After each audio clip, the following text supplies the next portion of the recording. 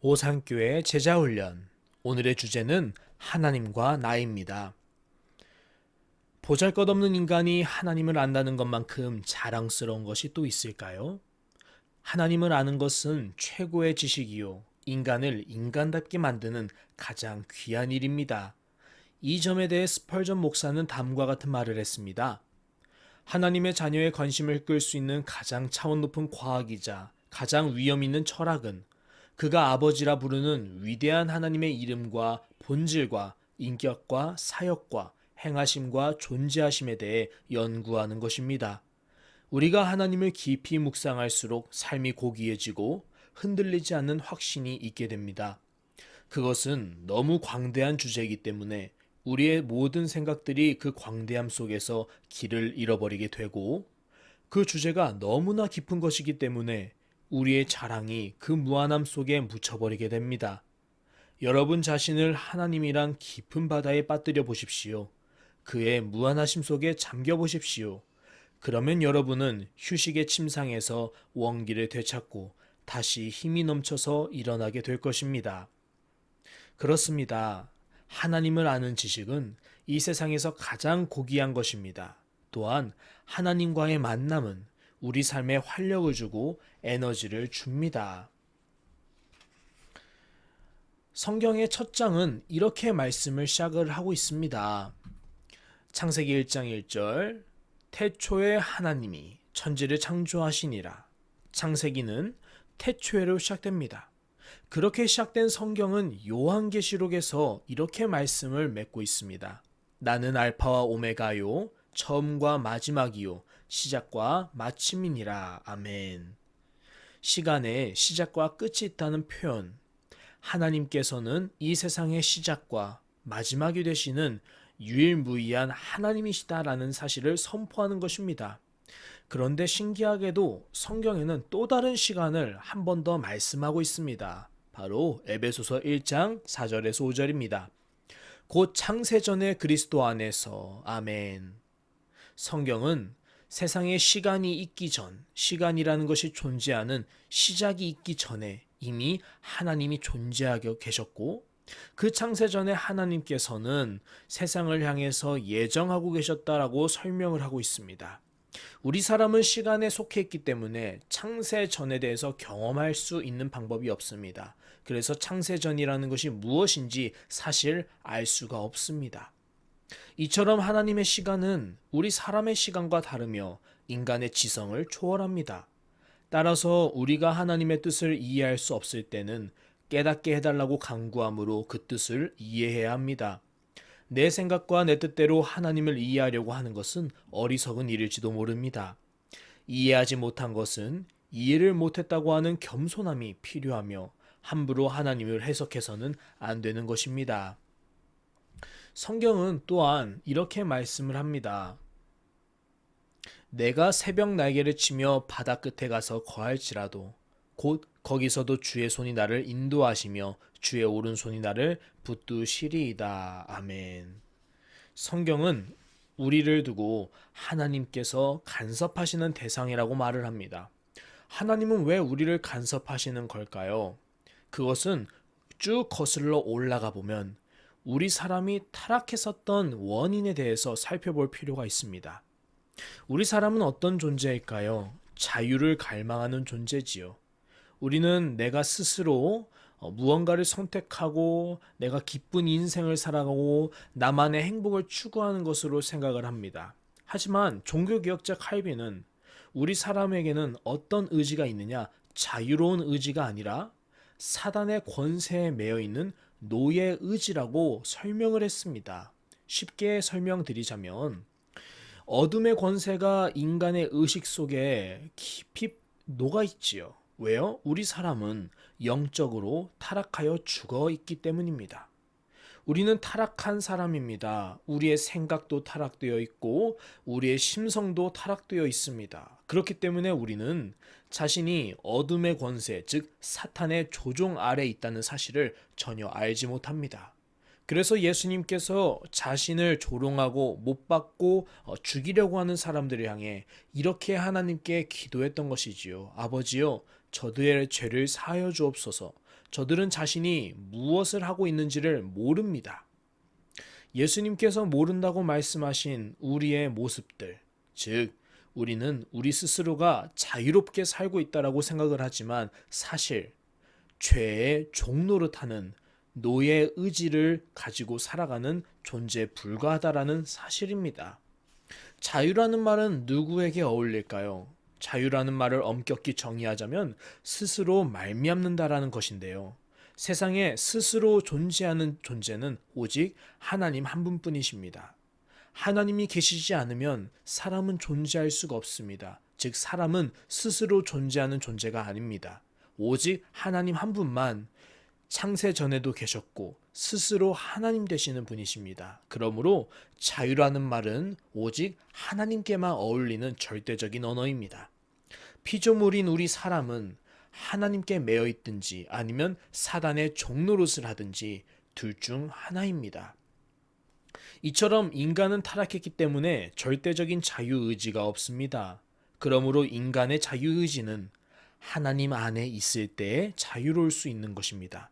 만일 하나님 안에 거하지 않으면 사탄의 지배를 받게 됩니다. 자신의 정욕의 지배를 받아서 자신을 내어던지는 삶을 자유의지라고 속이는 사탄의 유혹을 우리는 심히 경계해야 할 것입니다. 그래서 하나님께서는 시편 139편 9절에서 10절을 통해 왜 하나님이 우리를 간섭하시는지를 말씀합니다.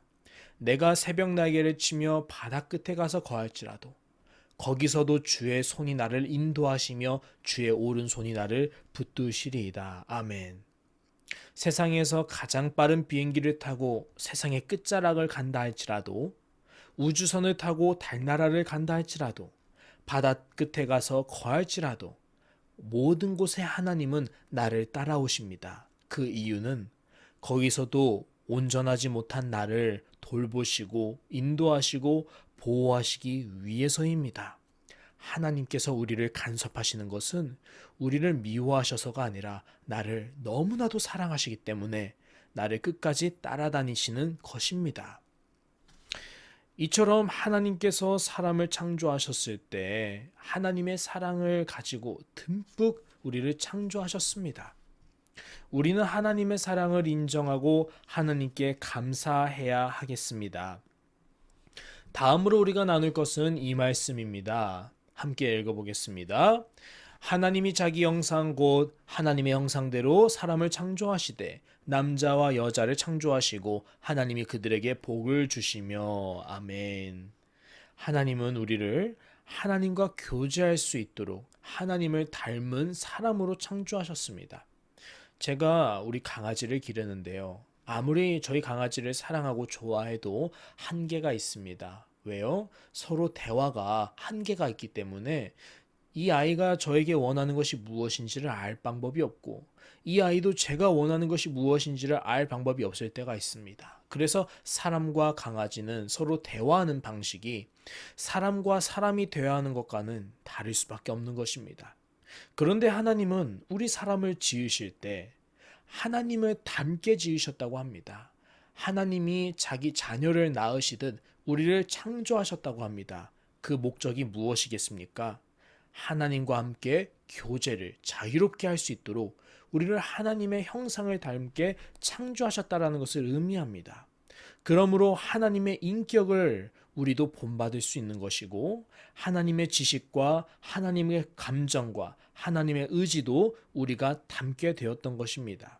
또한 우리의 육체적인 부분과 영적인 부분 모든 것을 다 하나님을 닮게 창조하셨습니다. 이것을 두고 우리는 전인을 즉 모든 인간의 부분 전인을 하나님을 따라 창조했다라고 표현을 합니다.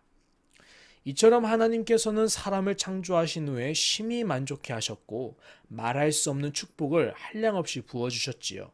사람은 그런 축복 가운데서 하나님의 형상을 지닌 자손을 또 낳고 자연 환경을 관리하며 모든 생명체들을 잘 돌보라는 지시를 받았는데요.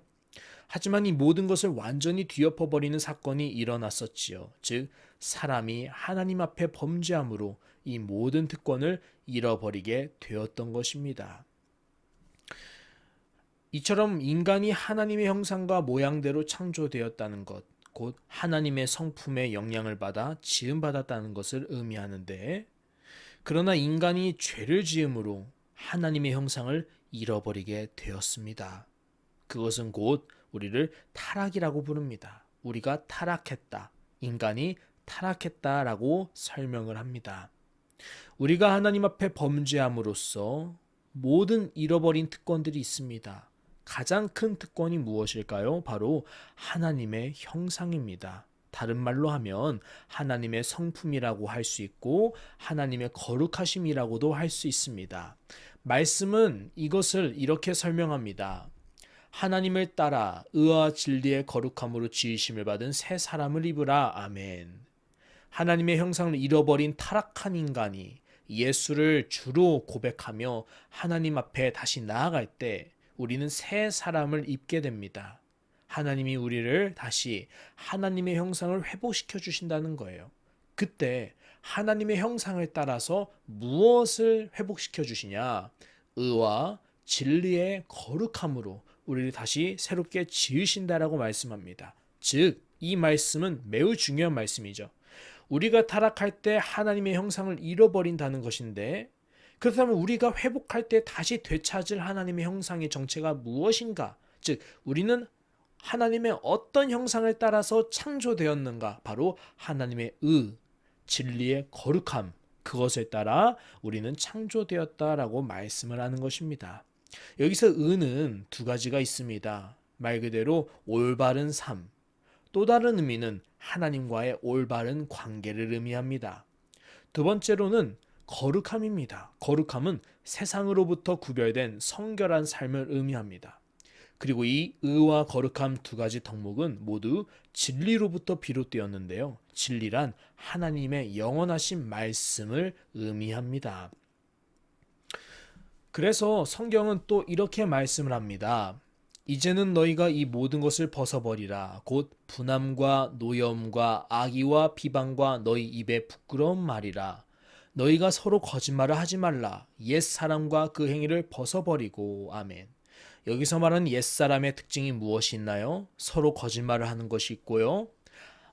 분함이 있고요. 노여움이 있고요. 악의가 있고 비방이 있고 또 입에 부끄러운 모든 온갖 말이 다 옛사람을 의미합니다. 그렇다면 옛사람은 무엇을 의미할까요? 우리는 새 사람을 입어야 된다. 곧 하나님의 형상을 회복해야 된다는 것인데, 옛사람이란 그러므로 무엇입니까?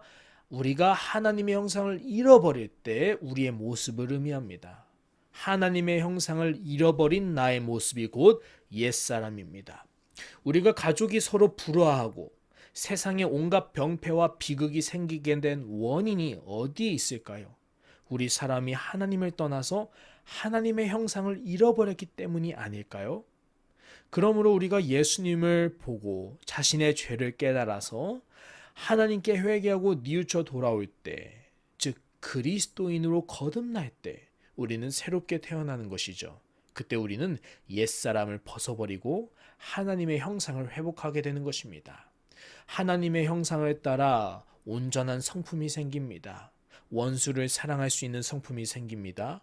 참된 사랑, 곧 오래 참고 온유하며 무례하게 행하지 아니할 수 있는 그런 온전한 사랑을 행할 수 있게 됩니다. 그 모든 하나님의 형상을 우리 안에서 성령님께서 보증하여 이루게 하십니다. 그것이 그리스도인이 다시 하나님을 만나서 얻게 되는 특권이라고 할 수 있습니다. 우리가 왜 예수님을 구주로 영접하고 하나님께 돌아가야 되는지 그 수많은 이유들 중에 한 가지가 바로 하나님의 형상을 다시 회복하여서 하나님이 우리를 태초에 창조하셨을 때 주셨던 모든 특권들을 다시 되찾게 하려고 하심입니다. 그래서 골로새서 3장 10절은 이렇게 마무리를 하지요. 새 사람을 입었으니 이는 자기를 창조하신 이의 형상을 따라서, 하나님의 형상을 따라서 지식에까지 새롭게 하심을 입은 자니라. 아멘. 사랑하는 오상교회 성도 여러분, 우리가 하나님을 더욱더 깊이 알아갈수록 우리가 닮아가야 할 하나님의 형상이 무엇인지를 깨달을 수 있겠죠? 그리고 우리는 더욱더 성장하게 될 것이고, 우리가 성장하면 우리를 통해서 수많은 사람들, 특별히 나의 가장 가까운 가족들, 나의 이웃들, 나의 동료들이 나를 통해서 하나님의 복을 덩달아 풍성하게 누릴 수 있게 될 것입니다. 그렇다면 우리가 하나님을 더 깊이 알아가기 위해 어떻게 해야 될 것인가? 그것을 마지막으로 나누며 오늘의 제자 훈련을 마치려고 합니다. 바로 이 말씀입니다. 믿음이 없이는 하나님을 기쁘시게 하지 못하나니 하나님께 나아가는 자는 반드시 그가 계신 것과 또한 그가 자기를 찾는 자들에게 상 주시는 이심을 믿어야 할지니라. 아멘. 하나님을 기쁘게 할 수 있는 것이 있는데 그것은 믿음이라고 성경에 분명히 나와 있습니다. 믿음. 나는 하나님을 믿겠습니다. 하나님이 살아계심을 믿겠습니다. 하나님을 찾는 자에게 상 주시는 이시란 하나님은 신실하신 분이시라는 사실을 믿겠습니다. 하오니 하나님 나를 만나 주시고 나를 변화시켜 주세요. 이것을 두고 우리는 뭐라 합니까? 믿음이라고 합니다. 사랑하는 오상교회 성도 여러분, 우리 모두가 이런 믿음이 있는 사람이 되기를 예수의 이름으로 간절히 축복합니다. 그러므로 믿음의 삶을 사는 자는 하나님을 기쁘시게 하는 자인 것입니다. 이런 자에게 하나님은 가장 좋은 것으로 채워주십니다.